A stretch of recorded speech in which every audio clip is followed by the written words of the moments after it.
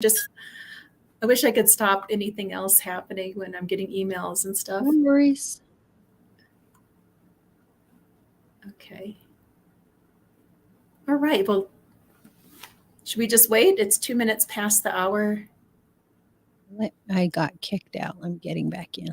Get back in. Okay.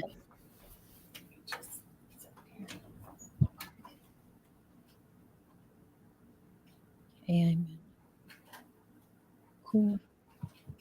All right. I can hear the echo. No? Okay, good.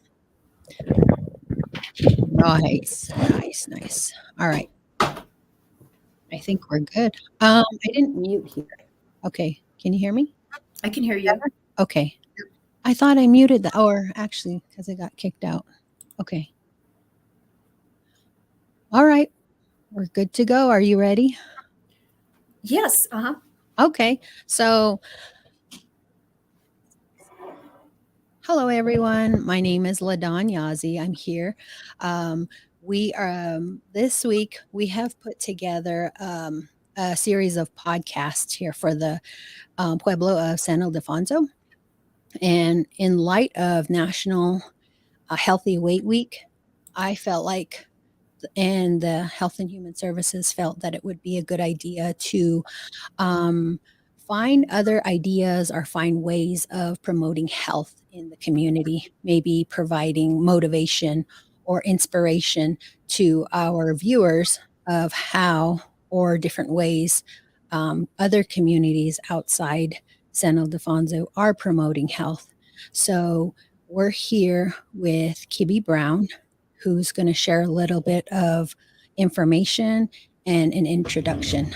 And also, my name is LaDawn Yazzie. I'm the Tribal Public Health Educator.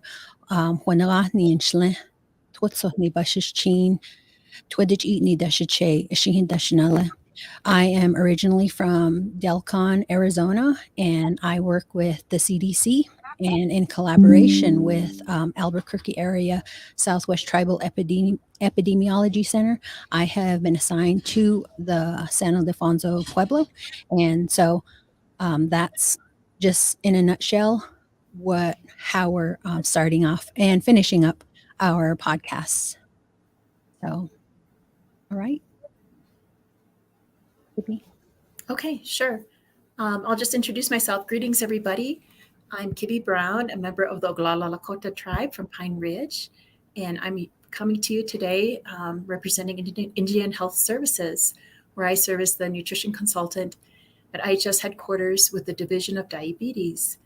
Thank you for inviting me to come and share with you. We're going to have a conversation about healthy weight and just understanding some of the background, some of the trends, and some of the solutions. So I will get started, and hopefully, if you have questions, I imagine they go in the chat, or we can address those questions at the very end. So I'm going to adjust my screen so I can see the slides. There we go. That's better. Okay. All right. So, well, certainly Indian country is not alone in its struggle with increasing obesity. It is a worldwide problem. And we can see that the trend has really accelerated in the last 3 decades. So food systems everywhere and lifestyles have been impacted just through, I guess, technology, changing, the environment, people's ability to keep food traditions alive. There's so many things impacting the way we eat, the way we live. And so, the United States seems to be leading the way, unfortunately, with obesity, with very high rates. 42% is the national rate of obesity, and it's actually a little higher in Indian country. So this is a global problem. I just wanted to frame that up front.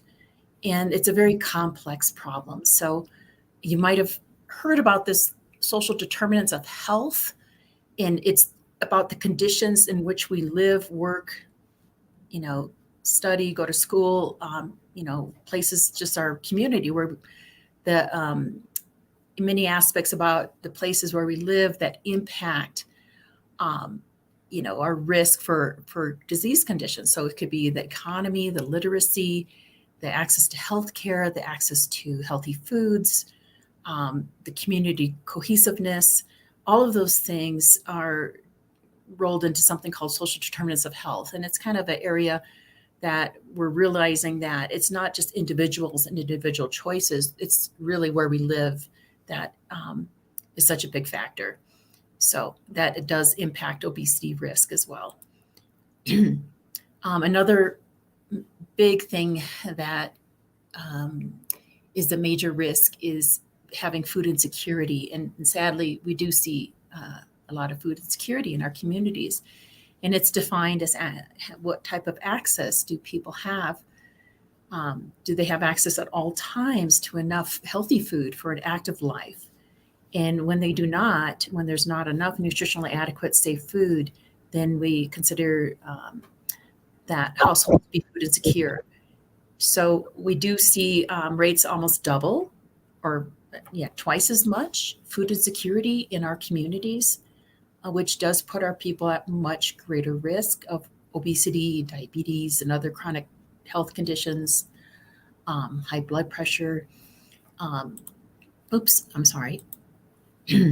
What we also see is historically, food insecurity is not really normal. I mean, our stories, our creation stories, so much of our culture, food was integrated, woven into our lifestyle, our beliefs, everything. And so when our food systems were disrupted, and every single tribe has a story of what happened to their food system, and it happened over a big timeline.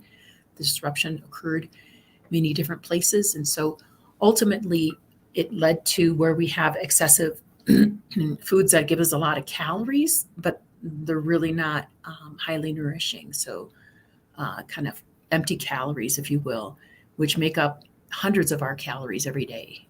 They say up to 700 to 800 calories that we consume might be empty calories. Foods that are like soda that just give us energy, but not nutrition. Other things is, more access to fast food, changing, maybe a third of our calories coming from foods prepared outside of the home. So all of those don't bode well for why, why we're seeing these trends increase for obesity. And then actually being aware of this, that food insecurity really does put people at greater risk for health medical problems. It's really, the focus is becoming more about how do we improve utilization of food programs? How do we strengthen our economies? And a lot of these programs are underutilized. So I know at IHS, we're going more towards screening, universal screening of our patients, so that we want to know if people are struggling with access to healthy food. And usually it's a 2-question simple screen, and it's within the past 12 months. Has your household worried about whether food would run out before you got money to buy more food? So if that's sometimes true or often true, then that's a flag. The second question, within the past 12 months, the food that you bought, did it not last? Did you not have money to get more food? And there again, if it's a sometimes true or often true, then that would trigger an intervention so that we explore if we could get people on a food assistance or whatever. There's different programs, and sometimes it's one or the other. It's either commodities or SNAP. So anyway, we explore which programs exist in that community. But the screening is very, very important to identify and intervene. Why is obesity? Why are we talking about this? Why is it so important to know? In our communities, understand this issue is because there's such a strong correlation with obesity and prevalence of kind of triggering somebody's. there's an interplay between our genetics and in our environment, and it's kind of complicated. I'm not, really well versed on be able to describe the interplay, but we do know for a fact that obesity really increases the risk of diabetes and heart disease. And these are things that can really shorten your life expectancy, your quality of life, lead to, premature death or disability. And we also know what things really prevent can,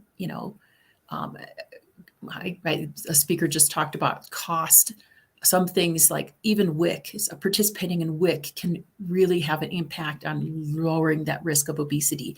So making sure even breastfeeding has been shown when children are breastfed, even if it's in combination with formula, but they're breastfed for 6 months, that is protective against obesity. Eating fruits and vegetables is also protective. So it's almost like a report card. Our report card shows we could do better. We could do increased breastfeeding. We could increase our consumption of fruit and vegetables. We could increase our physical activity. So there's things that we can actually do that would help people maintain healthier weights. And we typically don't think of this, but it actually, overweight or obesity is the second biggest factor that could be preventative regarding cancer. So I know we think of cigarette smoke as a risk. Yes, that's true. But, overweight is the number 2 preventable factor regarding risk of cancer. So because it is linked with different types, colon, breast, esophageal, liver, so there's, it's another good reason why we should try to promote in our communities healthy weight. Okay. So actually I took this photograph. So we've been at settings where we've seen, I guess not necessarily a potluck, but maybe like in this case, it was like a church thing where they did something for the kids.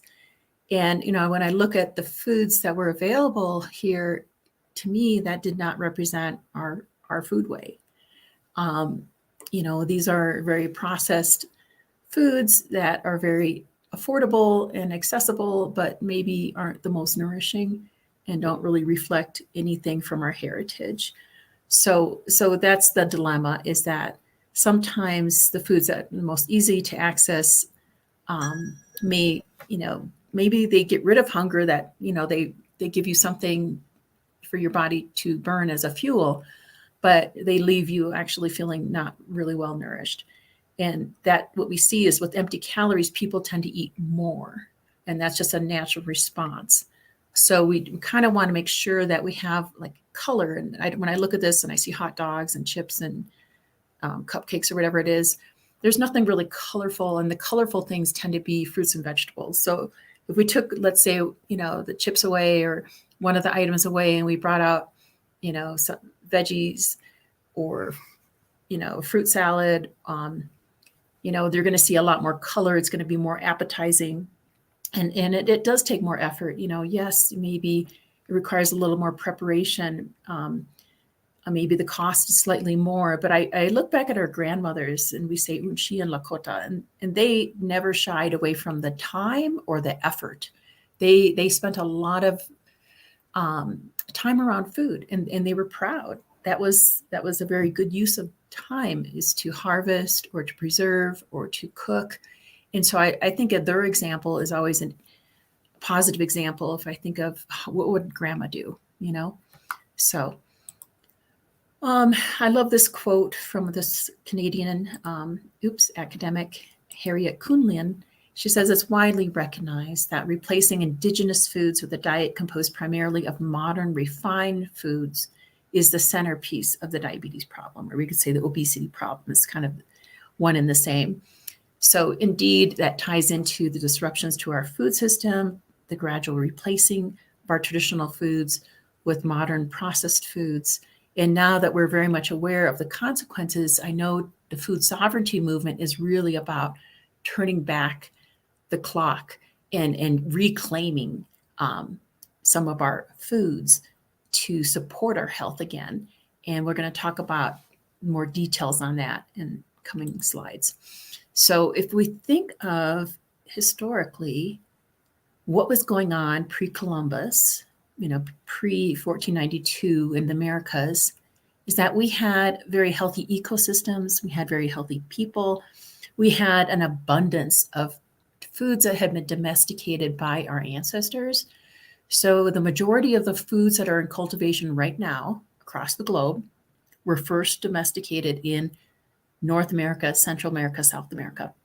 And you could fact check this. It's true that many varieties of corn, beans, squash, even the potato, the chilies, the avocado, most of your commercial berries, strawberry, blueberry, cranberry, raspberry, your peanut, the pecan, on and on. There's so many foods and teas and medicines that are from here. And when these foods ultimately found their way across the ocean to other parts of the world, they had a huge impact on eliminating famine. So famine was a constant threat in Europe. It's very well documented. You could look this up. And sure enough, when they got corn, not that they eat corn, but they sure give corn to their chickens, to their pigs, to their, dairy cow, and they have more milk, butter, cheese, meat. And same thing with the potato. Initially, they would not touch the potato. They thought it was this ugly tuber. The Irish took to it first. And, it provided a steady source of fuel versus grain, which was what the Europeans had depended on, wheat. And that was actually a crop that would often fail.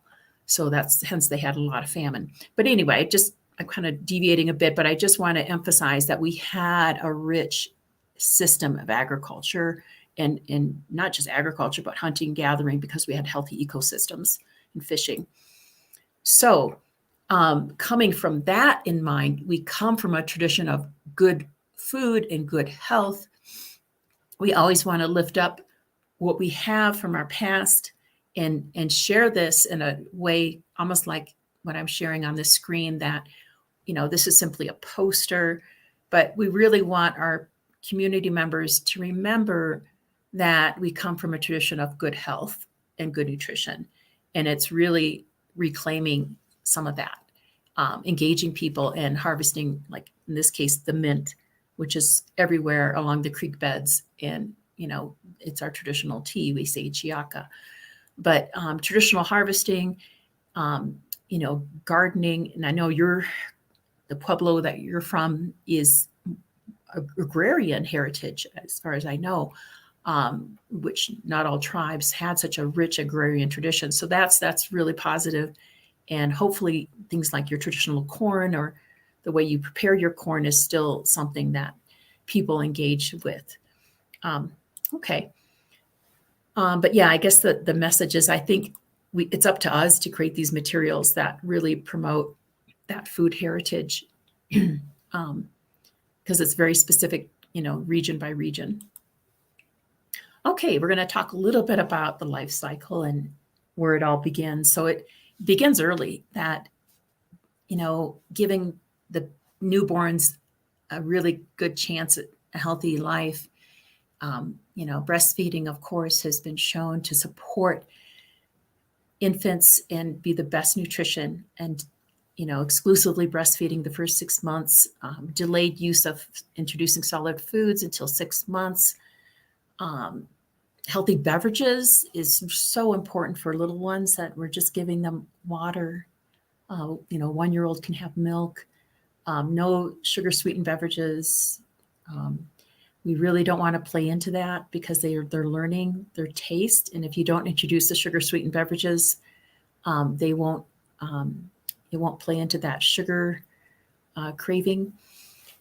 So starting early begins, right from birth, and age 1 to 5, really introducing foods, because they're learning to taste. And tasting, we all know, is just tasting. So you often have to be reintroduced to a food several times before you take to it. And then activity as a family, getting out there, walking or biking or getting outside and doing things together, as a family, limiting electronic use. We know we all use it, but setting limits so that there's plenty of time for being away from screens. And then, of course, when there is overweight and obesity, that children are given access to an intervention, a behavioral obesity intervention that can support healthier weight. So hopefully that's available. And this one, I don't know what the header disappeared there. I don't know why. But really, this is just the minimum amounts for kids that kids need vegetables. And again, it's introducing, and maybe they take more to a raw vegetable versus a cooked vegetable, and letting them pick. Sometimes I'll ask my children, what color? And let them pick. Oh, we're going to have, carrots as our color on our plate, or we're going to have a fruit cup or whatever it might be. So the color on your plate, typically the right side of the plate, your grain protein is not going to have color. Let's say we had a piece of chicken and some rice, but we're looking for color. So we want to bring in that fruit. We want to bring in that vegetable. Could be a little salad and a little piece of half an apple, something like that. So yeah, the variety is really key, that we're mixing it up, not doing the same old. Get a little variety. That's how we get our nutrition.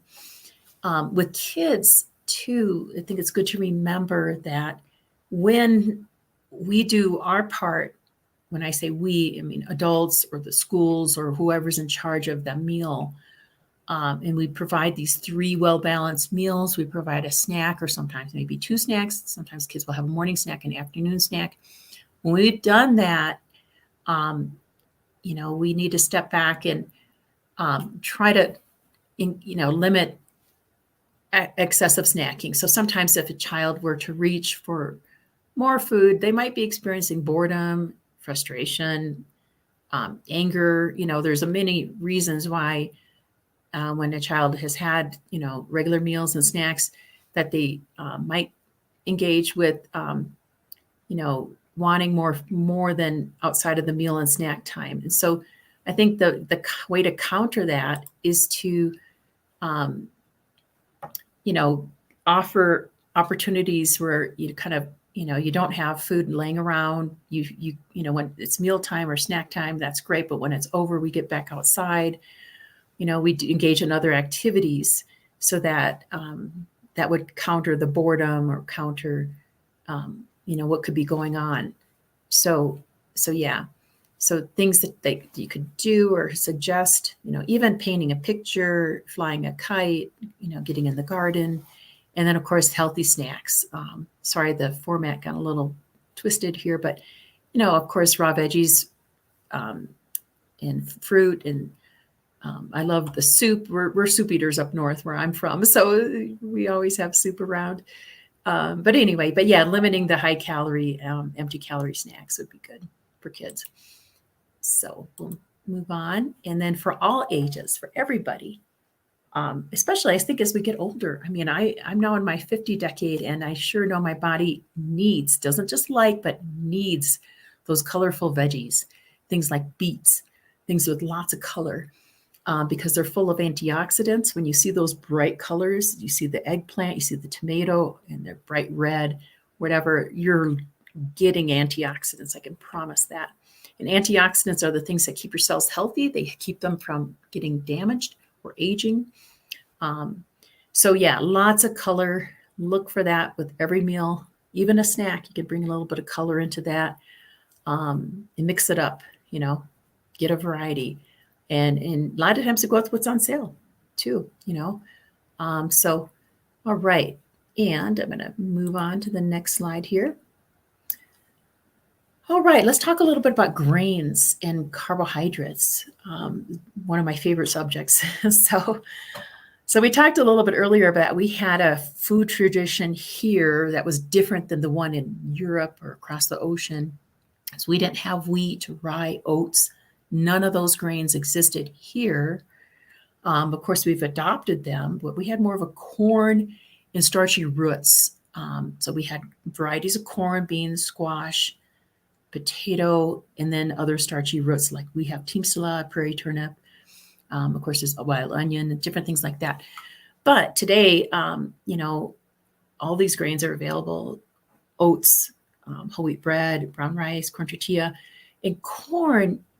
I think as a carbohydrate should be held up as very special. Of course, culturally, it is very special to most tribes, but it's a different type of carbohydrate than, let's say, wheat flour, especially the processed white bleached wheat flour. If you just imagine one hand had cornmeal and the other hand had white flour or bluebird flour, there's a difference in the texture. The cornmeal, especially the stone ground cornmeal, the traditional type, is coarse. It's full of fiber. It's just whole stone ground, so it's a whole grain. All of the bran and all of the nutrients, antioxidants are intact, whereas the white bleached flour is already stripped of its fiber, stripped of some essential nutrients. And so you can almost feel the difference. The white flour is going to get absorbed quickly at the top of your gut, the top, when I say the top section, your gut might be 20 some feet long. And it's only the cornmeal, the one that's a whole grain, that's actually going to nourish the whole length of your gut. And there's little critters in our gut that need that nutrition. So really, I really hold up corn, and whether it's a corn tortilla, even a corn chip, cornmeal mush, any of those foods would be superior over processed white flour. So I mentioned carbohydrates, and that is a primary fuel. It's one of the things that really powers your body. Your body's burning fuel as we speak. You can touch your body, feel the heat off of it. So the fuels are mainly coming from carbohydrates and fat. So carbohydrates would be the sugars and the starches and the fibers that are found in foods and drinks. So things like cereals, things like in the picture here, those are all carbohydrates. They kind of look similar. They're kind of shades of brown, tan, and yellow. So sugar being a carbohydrate would be in fruit and juices. But carbs we eat them to power our body, to primarily, give us something to burn. We need them with every meal typically, but we want to consistently spread them out. Too many carbs at once can be stored. And so carbs are important, but if we misuse carbs, if we drink too many carbs from our sugar, like say it's too many carbs from soda, you could drink maybe 60 grams of carb just in a 20-ounce soda. That's a lot of carbs to burn. If they can't get burned, they'll get stored on your body.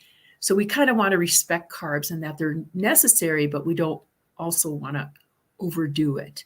And it's easy when we eat our traditional carbs, when we're eating meals with corn, beans, squash, and our traditional kinds, that those are the slow carbs. They're going to slowly get digested and slowly absorb into your bloodstream so they don't spike your sugar.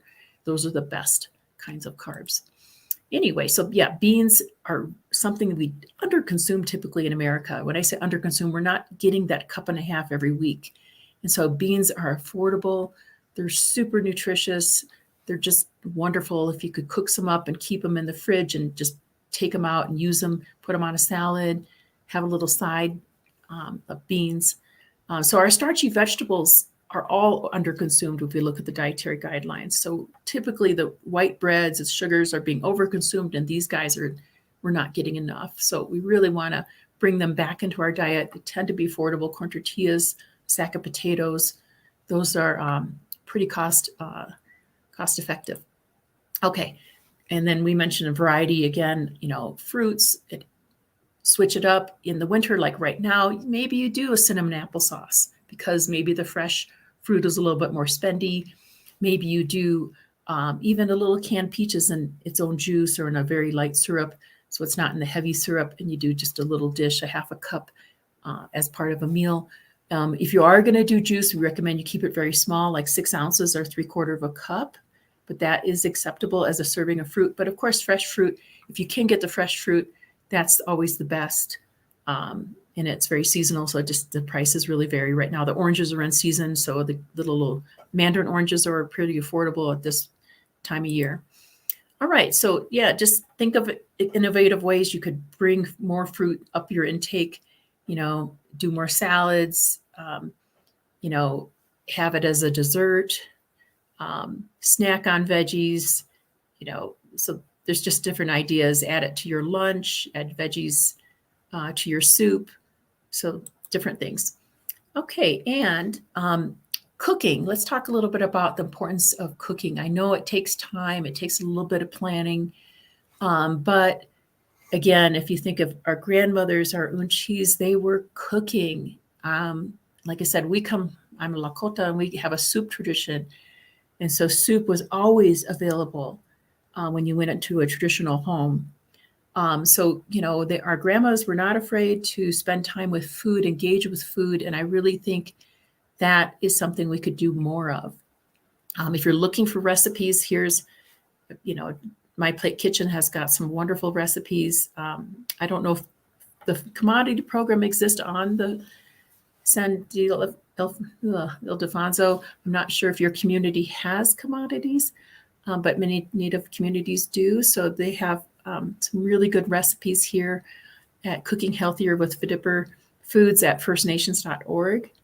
And there's many other places. There's recipes using commodities or SNAP. Okay, so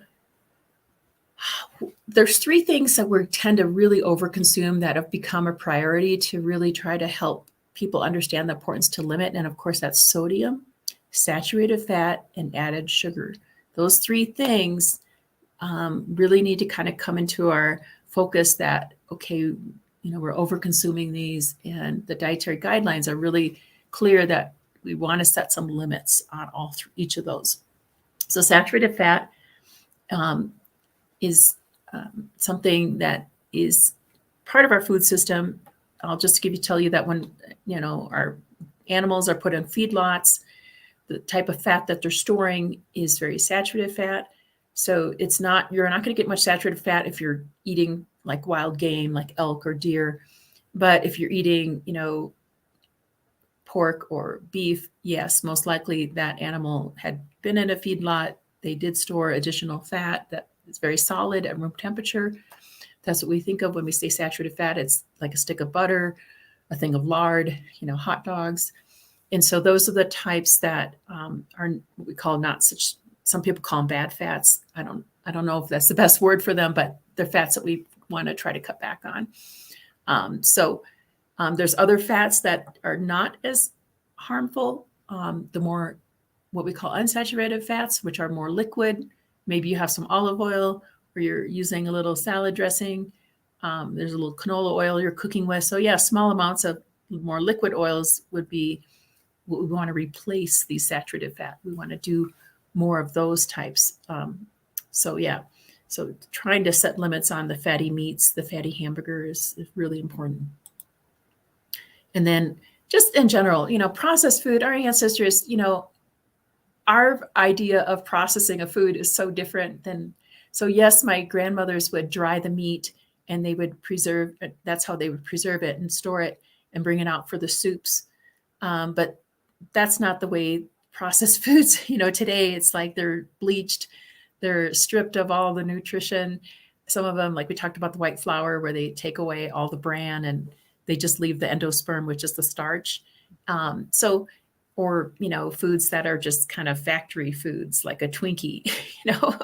So we didn't have foods like that. So we kind of have to be careful. The food system that surrounds us is really profit motivated and not really always nutrition motivated. Whereas I think our ancestors, they were seeking nutrients.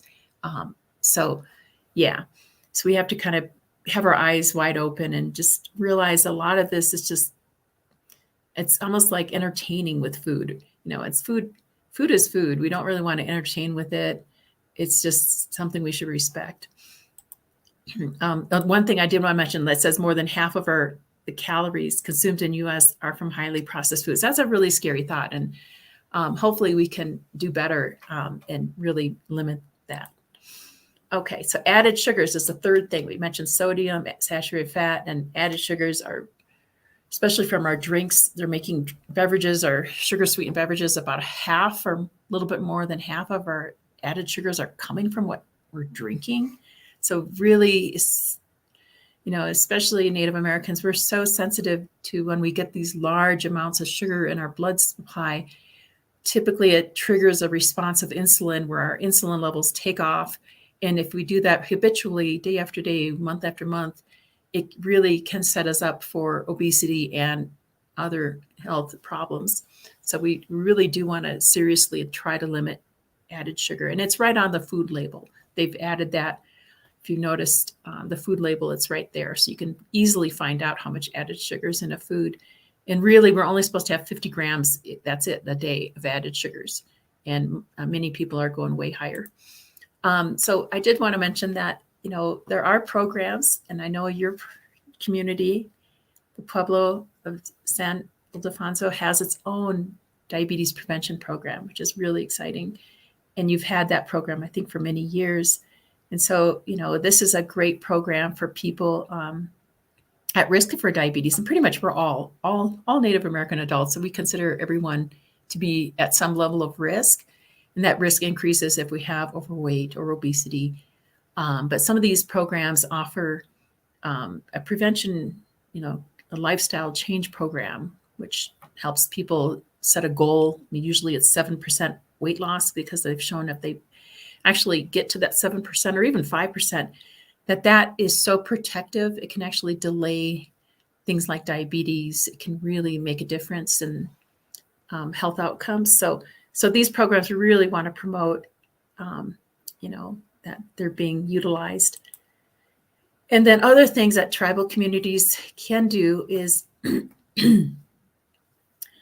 can really support improved nutrition, with children, and just improving access to healthy food in our community, whether that's a community garden, supporting healthy school meals, nutrition education, healthy lifestyle education, which I know your health department does, creating a healthy spaces for active living. So do people have places close by where they can walk safely, free of, I don't know, in my community, we struggle sometimes with dogs that are just wild.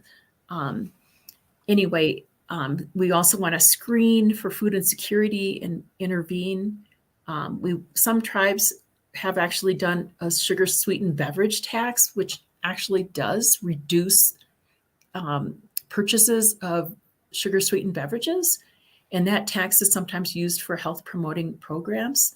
We want to support our CHRs, which I know you have a CHR program, and our medical centers, because the clinics, when people are overweight or obese, our medical system can intervene. There are actually medications that are approved and that are available in our clinics that sometimes a doctor might prescribe. So we want to promote physical activity for families and people of all ages. Even our seniors need that. So this is my final slide. And it's just re-engage with food. I think that's so important, that we come from rich food traditions. Every tribe has a beautiful food tradition, and we just need to re-engage, partner with elders. I love that they show an elder in this picture with these young women, and I don't know what they're preparing, but I'm sure it's something traditional. So that's a big thing that we're seeing across Indian country, is that we really are engaged again, more so with our traditional foods. So I'll just close it there and open it up for any questions. All right. I don't see any questions in the chat, but there's so much that you covered, and I've been taking notes, and I don't know if we want to go back on all of what I've gathered, but yeah. So thank you for all of that information. It's information we're trying to share in pieces, but I like that you summed up quite a bit of information that we've been talking about here at the Health and Human Services. Right. All the departments have an idea of, starting from screening to working with the special diabetes target audience, to working in the schools, working with the children. We all have that expertise in working with the community, but also, we're really trying to figure out, okay, how can we get this message to those that are not, maybe that are not attending some of the activities or events that we have. Um, so this information of getting, these podcasts out, they're recorded, they're available, they're very useful information we can fall back on. So I'm really appreciative that we're able to come together today. You have a wealth of knowledge, being a registered dietitian, working with the IHS and working with the indigenous, the native communities. So you do have an idea of what's going on and what our challenges are, and some of the things, some of the areas we can tackle or take new approaches on. I believe Raylene has a comment in here. But going back, we'll get to Raylene's comment. So, for example, let's see. You talked about healthy weight. So, talking about promoting healthy weight, some of the approaches here was, we say, okay, well, healthy weight. What does that mean, really? What are some of the different ways we can look at taking a healthy approach to what we're eating and how to go about it? So, one of the things that we've started, the Healthy Kids, Healthy Community coordinator that was here previously, we started working with the kids and starting there and promoting intuitive or mindful eating. And so that was something fun that the kids hadn't tried. So starting with small snacks and getting them to really get an idea, okay, do I like this? Do I want this? Do I want to proceed? And tasting that food, that was something that was different, that an approach that we took on. And then I like that you talked a lot, you enlightened us on the food sovereignty movement that's taking place throughout Indian country. We had a guest yesterday talking about, she's a food sovereignty coordinator, and it was very good that she provided us with medicinal uses of some of the foods from her area, from North Dakota. So that was very enlightening, really good stuff that she allowed us to look at how we could reclaim foods and different ways foods support our health. And yeah. And then one thing that we have our health director here who's talking or promotes resistance training. So physical activity. We're trying to promote physical activity in the community, having walking days. We invite everyone out to come and participate in this 2 days out of the week to join us, and the benefits that he talks about, that he believes in, is, well, that I've read about, but I haven't implemented yet, is resistance training.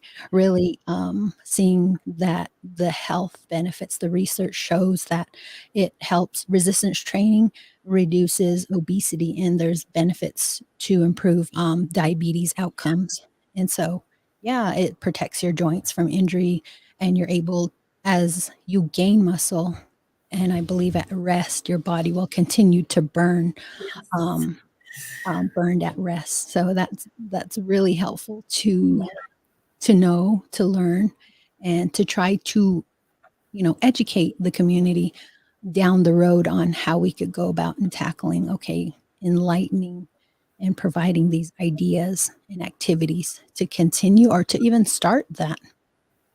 Yeah.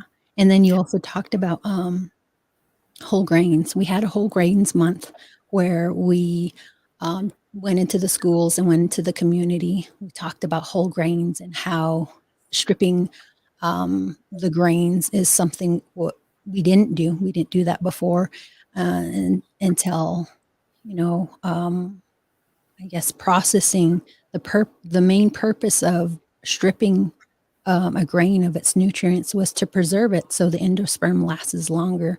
And so when we think of that, that's something that's becomes detrimental to our health. It's not what we did before, but our bodies aren't used to it. So it's really challenging and impeding our health to take away those nutrients. We do have Fidipper, we do have Nambe that's down the road, and we've been collaborating with them to try to get in produce, and that's where we got our whole wheat flour. So yeah, we're doing what we can.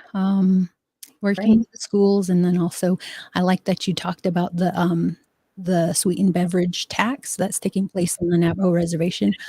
I I see saw that. that.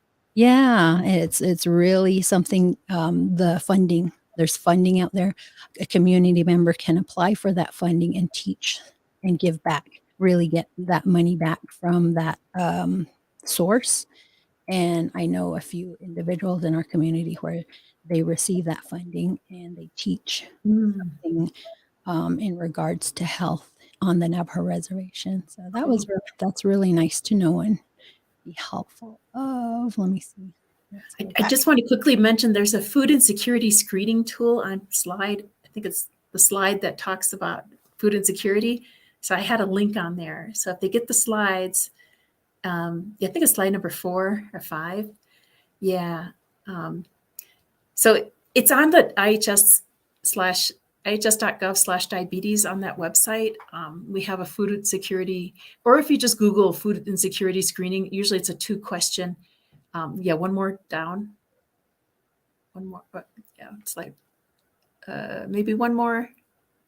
There we go. So I have a link there. Um, so it's just a fact sheet, it's 2 pages, but it has 2 questions. So anyway, there was a gal that put it Yeah, something. yeah. Raylene is our special There you go. diabetes coordinator, and she just Okay. shared that she never thought of using that tool before, and it's a great idea and something we can figure out, Yeah. maybe implement. Yeah. Also, last week we had a food distribution, with an organization in Santa Fe, and they provided us with produce. They provided us with tons of cabbage. So we have a comment from Kat Arcaro who mentioned that today's lunch was homemade cabbage roll and grapes. And yeah, water was her beverage.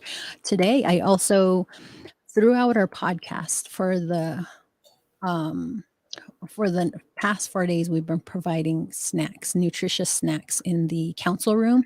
Today we have edamame, and I think one person that we provided, she'd never had edamame before, and it's a new, uh, it's a ingredient that we're not familiar with. It's It's interesting to delicious, isn't yeah. it? Yeah, Yeah, it's so really good. we've been trying to get everyone to step outside their comfort zone and try something new. So Mhm. that's one of the ingredients or one of the Yeah, snacks we had because for our taste changes as we get older. I know I never liked beets, and sure enough, my dad got me to try beets when I was 40, and now I love them, because I don't have the same taste as I did as a little girl, right? yeah, You that's too?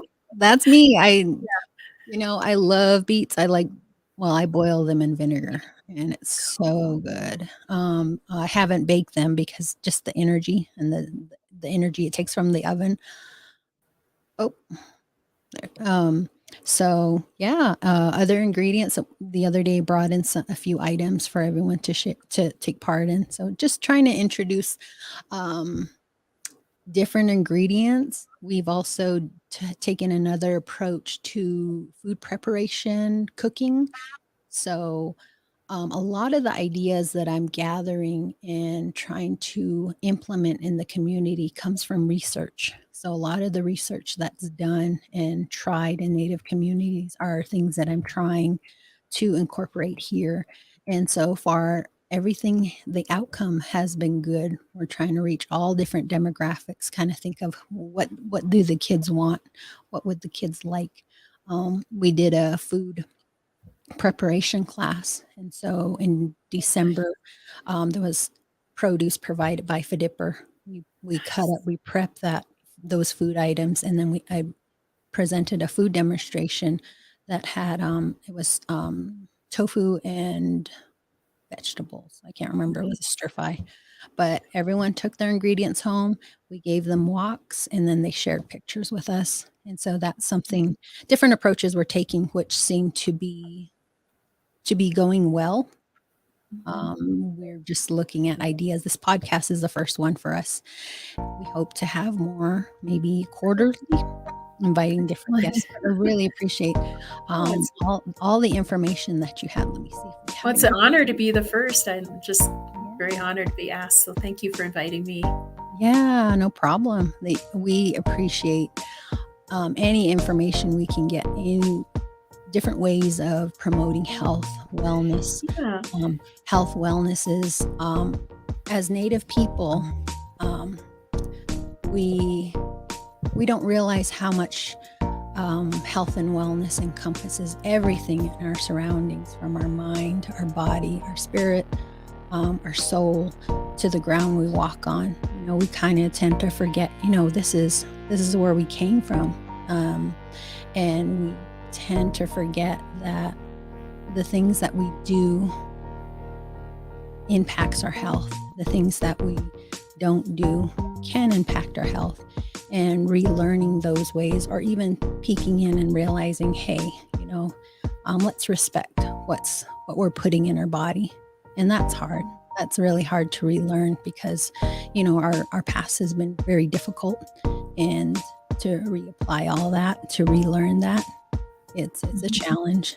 It is. And just remember, all these efforts, like you talked about, they are making a difference. We are seeing this trend of the prevalence increasing, kind of slowing down, and actually, I shouldn't say reversing, but yeah, I mean, there are communities that have really reversed to some degree this upward trend, where they've kind of slowed it down. And so those efforts that you're making impact people, and we should keep on keeping on. So I agree. I wholeheartedly agree. Yes. So, all right. Well, good. It's been a pleasure to spend this hour with you all. Thank yes, you. we appreciate it. Once again, we'll be in touch with you. We'll continue communications. But yeah, from everyone here at the Health and Human Services, we thank you and appreciate your time. Awesome. Thanks so All right. much. Yeah. Great, Oh, bye-bye. yeah. Bye, everyone. Bye.